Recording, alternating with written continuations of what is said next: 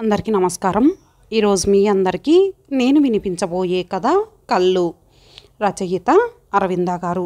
ఇక కథలోకి వెళితే, సూర్యనారాయణ గారి ఇల్లు మార్కెట్కి దగ్గరగానే ఉంటుంది. మార్కెట్లో పనులన్నీ చూసుకున్నాక ఒకసారి వాళ్ళ ఇంటికి వెళ్దాం అనుకున్నాను. వాళ్ళు మాకు దూరపు బంధువులు. చూసి చాలా రోజులైంది. గేటు దగ్గర స్కూటర్ ఆపాను. ఇల్లు గేటుకి లోపల దూరంగా ఉంటుంది. హారన్ వాయించాను 2 సార్లు. ఎవరూ యువతలికి రాలేదు. ఎవరైనా ఉన్నారో లేదో అనుకుంటూ గేటు తీసుకొని లోపలికి వెళ్ళాను. యువతల వరండాలో ఎవరూ లేరు. కర్టెన్ తీసుకొని లోపల అడుగు పెట్టాను. రాధ ఎవరో కుర్రాడితో మాట్లాడుతోంది. ఇద్దరూ ఎదురెదురుగా ఉన్నారు, నిలబడే ఉన్నారు. అట్లాగే అన్నయ్య రాగానే చెప్తాను అంటోంది. ఓ మీరా అంది నన్ను చూసి. తడబాటు లేదు. నేను ఆ అబ్బాయినే పరికించి చూశాను. ఇప్పటి యువకుల్లాగే బెల్సు, ప్రింటెడ్ షర్టు ధరించాడు. చంపల దాకా వెనక మెడ మీద పడుతూ జుట్టు. మనిషి కొంచెం నాజూక్కి వ్యతిరేకంగా కనిపిస్తున్నాడు. శరీరం లావుగా, చూపులు మందంగా ఉన్నాయి. సరే నేను వెళ్ళి వస్తాను అన్నాడు ఆ అబ్బాయి రాధనే చూస్తూ. అంది రాధ. స్కూటర్ వచ్చినప్పుడు హారన్ వినిపించలేదా? ఏ లోకంలో ఉన్నారు? వాళ్ళిద్దరి మధ్య ఏదో ఉంది అనిపించింది నాకు. అతను వెళ్ళిపోయాడు. కూర్చోండి, అమ్మ నాన్నగారు ఇప్పుడే వచ్చేస్తారు. సండే కదా, తిరగటానికి వెళ్ళారు అంది. కూర్చున్నాను. రాధ కూడా ఎదురుగా కొంచెం దూరంగా ఉన్న కుర్చీలో కూర్చుంది. ఇది వరకు రాధని చూసినా అంత బాగా చూడలేదనిపించింది. చామన ఛాయలో కనుముక్కు తీరు బాగుండి రాధ చక్కగానే ఉంటుంది. కానీ కళ్ళు చూపులు వాలిపోతున్నట్లుంటాయి. ఆ కనురెప్పలు రహస్యాల్ని దాచుకుంటున్నట్లు ఉంటాయి. ఆ కళ్ళు ఒక్క భావాన్నే ప్రకటించగలవు. వాంఛ అనిపించింది. నాకు కొంచెం భయం వేసింది. ఇప్పుడే కాదు, అరుదుగా కనిపించే అటువంటి కళ్ళున్న మనిషిని చూస్తే నాకు అది భయమే అనుకుంటాను. బేబీకి మాటలు వచ్చాయా అని అడిగింది రాధ సన్నటి వేళ్లతో మెడలోని లాకెట్ని పట్టుకొని ఆడుతూ. ఇప్పుడే అమ్మ, అత్త, తాత అంటోంది అన్నాను. బేబీ మా అమ్మాయి. ఏడాది వెళ్ళింది దానికి. బేబీకి అన్ని వాళ్ళమ్మ పోలికలే వచ్చాయి. కళ్ళు కూడా ఇందిర కళ్ళే. అసలు ఆ కళ్ళని చూసే ఇందిరను చేసుకోవటానికి ఒప్పుకున్నాను. నన్ను ఒప్పించింది ఆ కళ్ళే. ఆ కళ్ళు నన్ను మోసం చెయ్యవు. ఆ కళ్ళు రహస్యాలని దాచవు, దాచలేవు. ఆ కళ్ళలో రకరకాల భావాలు పొంగి పొరలుతాయి. ప్రేమ, కరుణ, మమత, చిలిపితనం, అనురాగం, కోపం, నిరసన కూడా అప్పుడప్పుడు. ఇవన్నీ చూశాను. ఇందిరని వదులుకోలేను అనిపించింది. బేబీకి కూడా అటువంటి కళ్ళే ఉండటం నాకెంతో తృప్తినిచ్చింది. నాకు భావాల్ని దాచుకునే కళ్ళంటే భయం. కనురెప్పల క్రింద నీలి నీడల్ని కురిపించే కళ్ళు నాలో అలజడిని కలిగించి మనశ్శాంతిని పోగొడతాయి. ఆ చూపుల్ని నేను భరించలేను అనిపిస్తుంది. కంపరంగా ఉంటుంది. రాధ ఏవో సంగతులు చెప్తుంటే 5 నిమిషాలు గడిచాయి.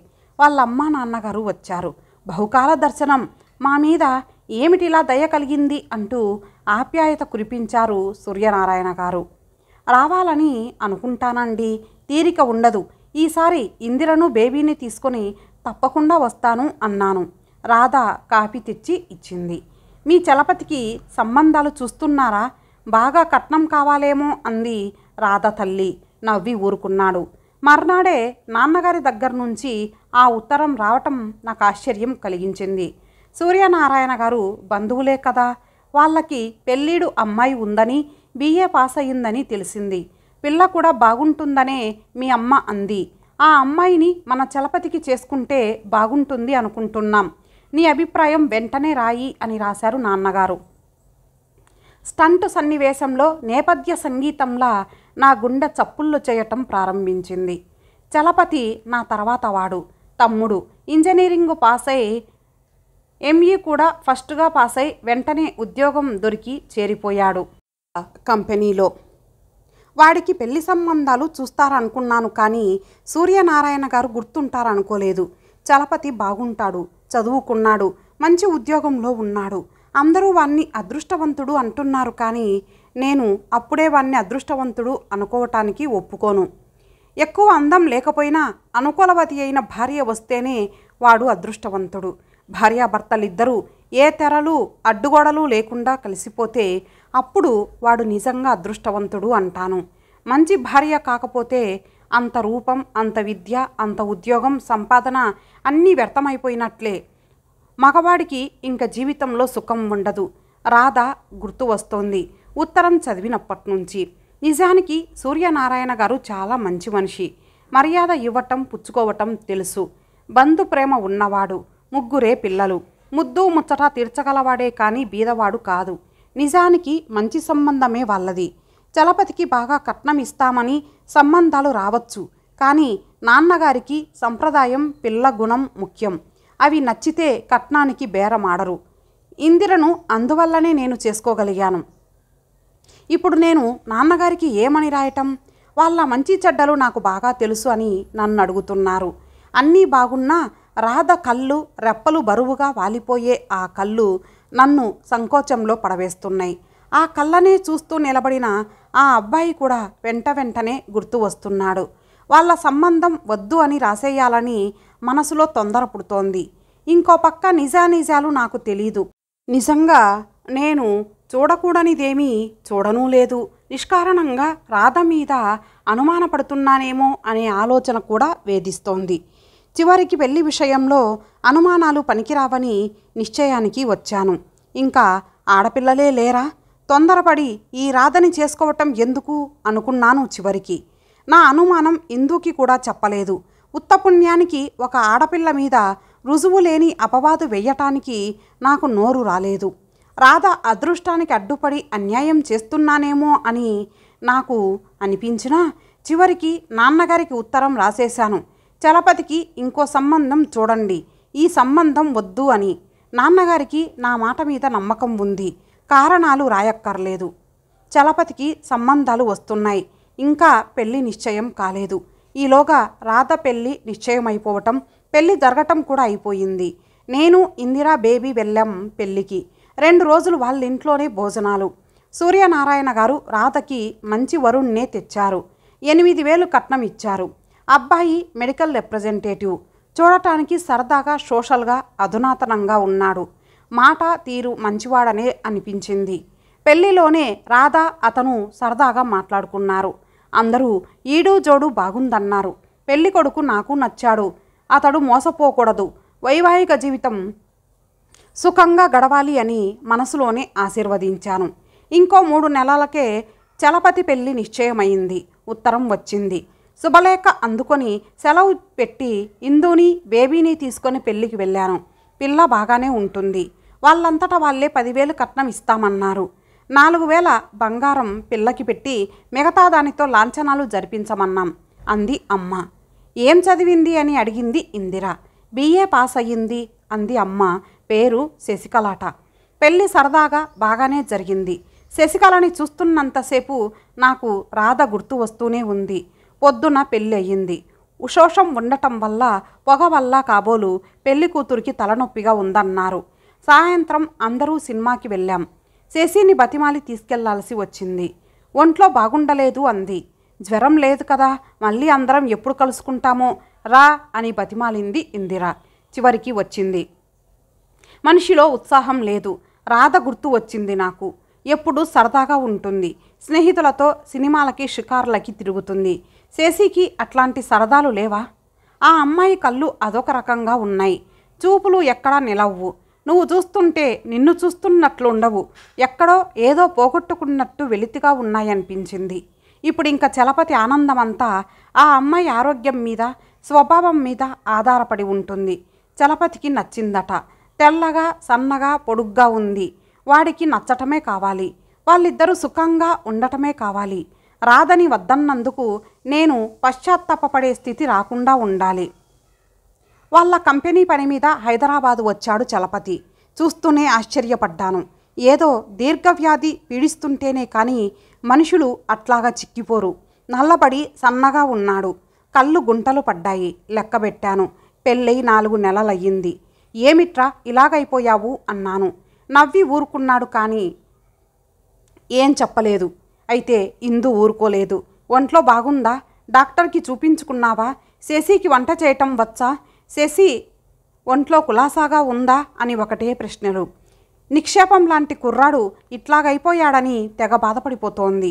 నాకేం బాగానే ఉన్నాను వదిన, శశి చదువుకుంటోంది, ఎంఏ చేస్తోంది అని చెప్పాడు.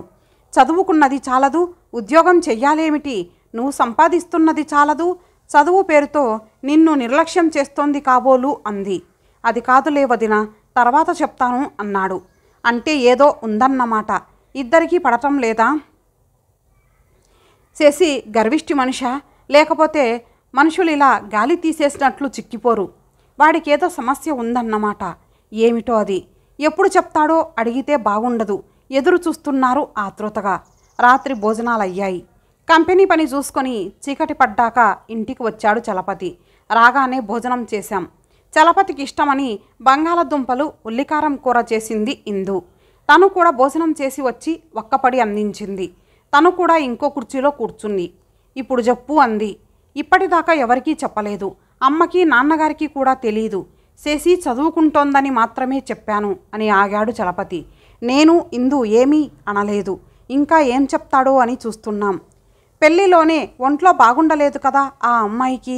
మన ఇంట్లో ఉన్న 3 రోజులు జ్వరమే, ఫ్లూ వచ్చింది. వెంటనే వాళ్ళింటికి వెళ్ళిపోయింది. మళ్ళీ నెలకి 2 రోజులు సెలవు తీసుకొని వెళ్ళాను. అక్కడ 2 రోజులుండి శశిని వెంట తెచ్చుకుందాం అనుకున్నాను. ఆ రోజు రాత్రి బాగుందన్నారు. మంచి ముహూర్తం ఉందన్నారు. పిండి వంటలు చేశారు, మర్యాదలు చేశారు. రోజంతా చాలా త్వరగా గడిచిపోయింది. రాత్రి భోజనాలయ్యాయి. తాంబూలం వేసుకొని నా గదిలోకి వచ్చాను. అగరొత్తులు వెలిగించారు. పక్క మీద తెల్ల దుప్పటి వేశారు.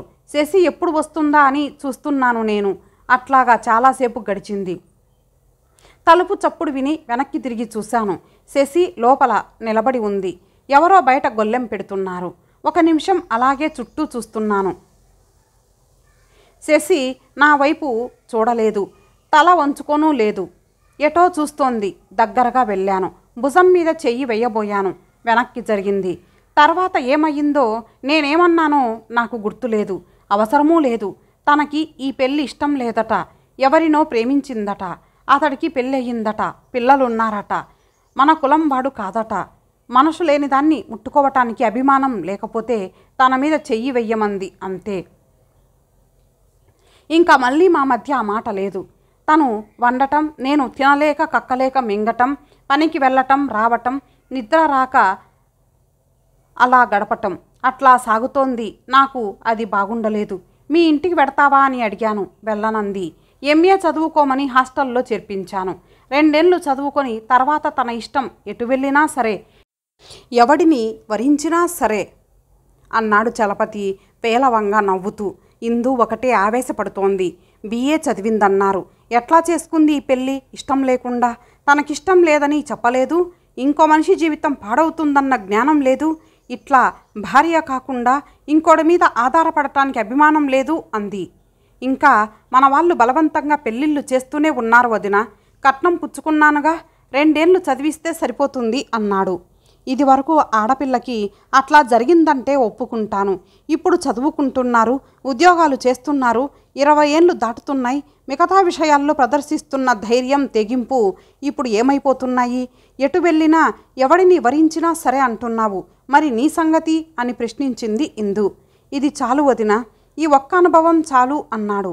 అవును, ఆ మొహం, పీక్కుపోయిన దవడలు, గుంటలు పట్టిన కళ్ళు చూస్తుంటేనే తెలుస్తోంది. ఆ పేలవమైన నవ్వే చెప్తోంది వాడి మనసు విరిగిపోయిందని. ఆ మర్నాడు పొద్దున వెళ్ళిపోవటానికి సూట్ కేసు సర్దుకుంటున్నాడు చలపతి. రాధ, భర్త వచ్చారు. వాళ్ళన్నయ్య పెళ్ళట పిలవటానికి వచ్చింది. అమ్మకి తీరుబడి లేదని నేనే బయలుదేరు పిలుపులకి అంది. పెళ్ళయ్యాక రాధ ఇంకా బాగుంది. చూపులు అట్లాగే ఉన్నాయి. పూలు జారిపోతున్నాయి రాధా అన్నాడు రాధ భర్త. మీకెప్పుడు నా సంగతే కావాలి, పడిపోవులెండి అంది అతడి వైపు నవ్వుతూ, వాలిపోయే చూపులతో బరువుగా చూస్తూ. వాళ్ళు ఉన్నంతసేపు చలపతి రాధనే చూస్తున్నాడు. వెళ్ళాక అడిగాడు ఎవరు అని. తెలిసిన వాళ్ళు అని చెప్పి ఊరుకున్నాను. సూర్యనారాయణ గారి అమ్మాయి రాధ అని చెప్పటానికి భయం వేసింది వాడి కళ్ళలో మెచ్చుకోలు చూసి. రాధ భర్త బాగానే ఉన్నారు, అనురాగంగానే ఉన్నారు. రాధకి రహస్యాలేమీ లేవా? లేక భర్తకి తెలియకుండా జాగ్రత్త పడిందా?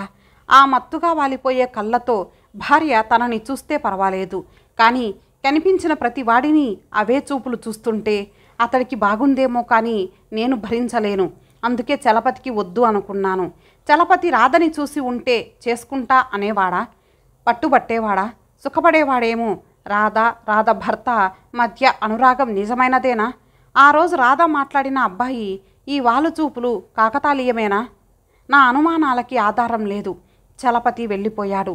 ఎదుట ఆ పిల్ల లేకపోయినా ఇందు ఒకటి సాధిస్తోంది శశిని పేరు పెట్టి. బొత్తిగా అజ్ఞానురాలు, ఎందుకు పనికిరాదు. ఎంతసేపు తన గురించేనా, స్వార్థమేనా చూసుకోవటం? ఎదుటివాడు మనిషి అని జ్ఞానం ఉండాలా? చదువుకుందట ఎందుకు? తను చెడిపోయి అందరి బతుకులు నాశనం చేయటానికి. ప్రేమిస్తే ప్రేమించింది, చిన్నతనం తెలియక. పెళ్ళయ్యాక కూడా అదే పాట పాడాలా? అంతా మర్చిపోలేకపోతే పెళ్ళెందుకు చేసుకోవాలి? బ్రహ్మచారిణిగా ఉండలేకపోయిందా? ఇందు తన బాధ పైకి వెళ్ళబోసుకుంటోంది. నేను బాధ తెలియకుండా ఆలోచనల సుడిగుండంలో కొట్టుకుంటున్నాను. నాకు శశికళ కళ్ళు కూడా నచ్చలేదు. ఎదుటి మనిషి గుర్తించకుండా ఎక్కడో శూన్యంలో వెతుక్కునే కళ్ళు, ఏదో వెలితిని వ్యక్తం చేసే చూపులు. పెళ్ళికి ముందరే ఆ పిల్లని చూసి ఉంటే మాత్రం నేనేం చేయగలను? ఇప్పుడు చలపతి మనసు విరిగిపోయింది. ఒక్క మాటతో వాడి అభిమానం మీద దెబ్బతీసిందా ఆ అమ్మాయి. శశిని తన వైపు తిప్పుకునే ప్రయత్నం కూడా చేయటం లేదు వాడు. వాడికి ఆ ఉద్దేశమే లేదు. ఒకసారి కలిసిన మనసులు ఒకవేళ విడిపడినా మళ్ళీ కలిసే అవకాశం ఉంది. వీడికి ఆ అవకాశం కూడా లేదు. ఆ అమ్మాయి అంటే అనురాగం, ఆకర్షణ, అభిమానం ఏమీ ఏర్పడలేదు, ఒక్క వివాహ బంధం తప్ప. ఒకవేళ శశి మనసు మార్చుకుంటే మాత్రం వీడు వింటాడా? రాధని చేసుకుంటే సుఖపడేవాడేమో. రాధ భర్త నిజంగా సఖ్యంగా ఉన్నారా? వెలితి చూపుల కంటే రహస్యాల్ని దాచుకోగల వాలుచూపులే నయమేమో.